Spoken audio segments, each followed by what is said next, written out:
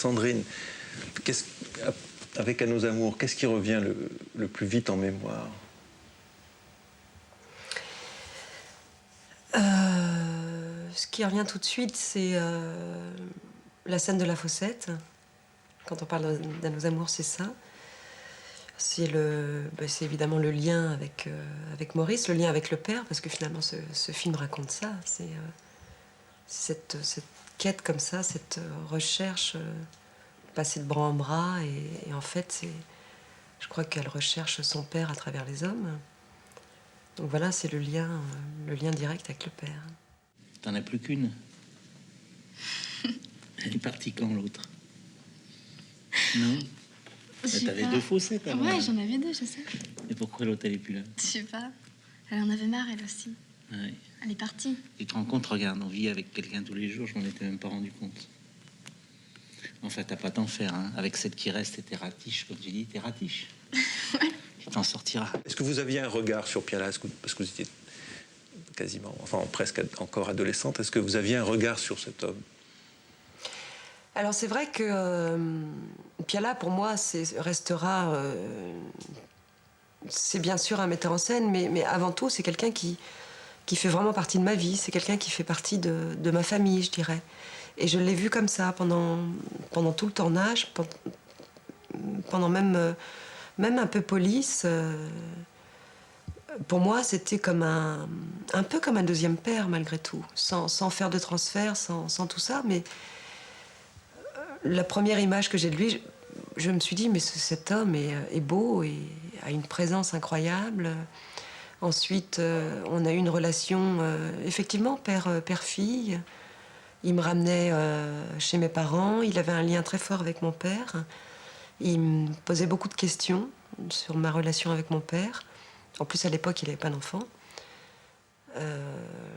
Il était tellement protecteur, tellement sur le tournage. Il était vraiment à mes petits soins, quoi. Comme un papa, vraiment. Donc il m'a formée, il m'a vraiment formée dans ce métier, mais comme on forme un enfant à la vie, quoi. Et vous saviez qu'il allait être votre partenaire aussi? Ou c'est quelque chose qui est arrivé en cours de route? C'est arrivé en cours de route, parce qu'au départ, le père mourait. Il prenait tellement goût à jouer qu'il ne savait pas s'il allait le faire mourir ou pas. Donc il était encore dans ce... Il ne savait pas. Donc il a demandé à Besnéard de dire, au lieu de dire « papa est mort », de dire « papa est parti ». Et moi, je mâchais un chewing-gum juste avant la prise. Il m'a dit « garde ce chewing-gum, tu te retourneras, tu feras une bulle ». Et parce qu'il voulait pas, il voulait que ça reste ouvert. Et il revient dans le film comme un revenant, d'ailleurs. À la scène du repas, la fameuse scène du repas, il revient comme un fantôme, enfin comme celui qu'on n'attend pas, celui qu'on ne veut même plus revoir, à la limite. Oui. Absolument, ça c'était pas prévu non plus. On a commencé à tourner, il y avait 2 portes. Il est passé de l'autre côté, personne n'a rien vu, c'est assez étonnant. Et il est allé enfiler un imperméable et il est repassé de l'autre côté. Et la caméra tournait toujours. On s'est dit bon. Cela dit, on était un peu habitués à ce qu'il y ait des petites surprises comme ça. Mais là, c'est vrai que c'était un peu particulier. Et tout le monde a joué le jeu, quoi. On savait tous qu'il fallait continuer. Et en même temps, on savait pas très bien sur quoi, parce qu'on n'avait pas vraiment de texte dans lequel s'appuyer, quoi. Donc c'était lui le meneur, quoi. Et il fallait faire en fonction de lui. Romain, celui qui a les grands pieds. Oh. Tu l'as fait, celui-là. Si tu lui racontes, faut pas lui foutre la paix. Des conneries, comme il y en a T'as pas changé les serrures? Non, je sais. Heureusement, sans ça, j'aurais été obligé de faire venir le serrurier. Tu peux entrer, là? Tiens, voilà c'est la salle à manger. Bonjour. Ah, excusez-moi, je sais pas. Il y avait tout ce beau monde. 18 mètres 50, là, parce que tu vois, là, ça s'ouvre complètement en entier. Excuse-moi, là, on est en fin de bail, je peux visiter Adrien, mais on va pas rester longtemps. Vous dérangez pas pour nous. Suzanne nous aime beaucoup. Oh oui. Mais elle aime tout le monde, Suzanne. Non, je crois pas. Mais si. Elle m'aimerait surtout mort. Les gens qu'on aime beaucoup, on voudrait toujours qu'ils soient morts. pas une fille, je pense pas qu'elle pense ça de son père. Enfin. Moi, je crois que tous ceux-là, ils auraient voulu que je crève. Alors là, je serais devenu un dieu vivant. J'ai compris. Si j'étais mort... Mais arrêtez, merde! Tout était très appuyé quoi, sur ce qu'on était nous personnellement. Donc bon. Et puis la gifle d'Evelyn Kerr, ça l'a pas mal refroidi, ça. Parce que ça non plus, c'était pas prévu. Elle a bien pigé le côté improvisation, parce qu'elle est sortie de son rôle. Quoi. Ah, mais elle sortait souvent de son rôle, Evelyn. Hein. Elle avait un truc comme ça qui était absolument pas contrôlé. Enfin, elle avait besoin de frapper, Evelyn, parce qu'elle m'a fait le coup. Elle m'a frappé hors champ. Mais c'est vrai qu'en même temps, elle avait raison, parce qu'il était... En même temps, il était très énervant, quoi, à essayer de titiller tout le monde comme ça. Et ça fait drôle quand on revoit ça 20 ans après, parce qu'on se dit... sur le moment, on croit que c'est normal. Et puis en même temps, il y a quand même... les gens se laissent faire. Parce qu'ils manipulent tout le monde le sait. Et tout le monde se laisse faire. C'est un drôle de truc, quand même. Le pouvoir de l'argent. N'est-ce pas, mademoiselle Suzanne? T'es comme eux? Non, mais... Non, mais là, en ce moment, qui a raison, eux ou moi? Où tu es? Mais elle n'a pas choisi. Ah. Pourquoi? Où tu es, toi? Moi, je suis là. Elle est avec moi. Elle est avec toi? Ben, quand elle vient me voir, je lui demande rien, moi. Elle est avec qui quand elle vient me voir? Tu vas le voir et tu me l'as jamais dit. T'es là un jour, hein? Je suis avec personne, je suis avec moi-même. Enfin, je suis là quand même. Est-ce que vous aviez le sentiment que Piala cherchait en tournant, que le film se cherchait en se faisant, enfin qu'il avait pas, il avait besoin comme ça de temps pour trouver la scène à chaque fois? Ou est-ce que ça ressemblait à un film traditionnel? Ah non, ça ressemblait pas à un film traditionnel. On savait pas toujours ce qu'on allait faire. Alors ça dépendait des fois. Des fois, on tournait ce qui était écrit. Ça allait même assez vite, parce qu'en plus, il faisait des plans séquences. Donc, toutes les scènes de conflit avec la mère, avec le frère, tout ça, par contre, était très écrit. Donc ça se tournait assez facilement, assez vite. Il y avait juste des installations de caméra qui prenaient un peu de temps, parce que c'est vrai que c'était quand même de très longs plans séquences. Je me souviens de ce plan où le frère me tape, où je sais plus, ça part dans le salon, ça retourne dans le couloir, ça revient. Enfin, c'était pas évident à mettre en place. Mais une fois que c'était parti, hop, ça se faisait très... Et puis c'était des scènes très physiques aussi, donc on faisait 3-4 prises et puis c'était bon, quoi. On donnait tellement. Mais le reste, il se nourrissait il s'imprégnait de tout ce qu'on pouvait lui raconter. Par exemple, la fin du film, la toute fin, c'est moi, Sandrine, qui partais à San Diego avec mon fiancé. Et c'est lui qui m'a payé le voyage. Et il était tellement content que je puisse partir à l'étranger. C'était mon premier voyage. Puis en même temps, il trouvait ça hallucinant d'aller à San Diego. Ce que je comprends, parce que San Diego, il faut vraiment avoir envie d'y aller. Et donc voilà, le bus, cette superbe scène, tu verras les baleines, tout ça. Il me parlait à moi, Sandrine. Moi, quand j'étais jeune, pour aller à Trouville, c'était toute une affaire. On allait à la mer qu'une fois par an, on en rêvait toute l'année. Maintenant, toi, tu vas comme ça, le Pacifique. Ouais.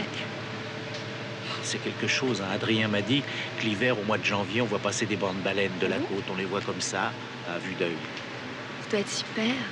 San Diego, c'est chouette aussi, il paraît. C'est le premier port américain de guerre. Il y en a des marins, là. Tu vas en voir des uniformes. Toi qui aimes ça. Tu pars avec qui? Avec Michel. Ah, celui qui a un grand nez? Ouais. Est-ce que vous avez le sentiment, avec ce film, que que c'est un film qui capte des états de la jeunesse, comme ça, des états physiques très, à la fois de, comment dire, de gaieté, de tristesse mélangée. Enfin, on passe vraiment de l'un à l'autre à chaque fois avec Suzanne. Enfin, elle est à la fois, elle est vraiment la jeunesse à elle seule. Elle incarne la jeunesse, et qu'en même temps il y a quelque chose de très, oui, il y a de la tristesse, quoi. Ah oui, c'est une fille totalement perdue, hein, Suzanne. C'est vrai que je trouve que c'est un film qui est resté très moderne.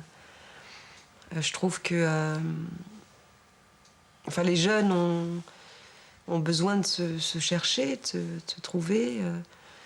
C'est vrai que toutes ces aventures, toutes les aventures qu'elle peut avoir sont... On voit beaucoup de filles comme ça aujourd'hui encore. Et puis, je dirais que c'est presque normal. Je dirais même que c'est à souhaiter pour se trouver, quoi. Et puis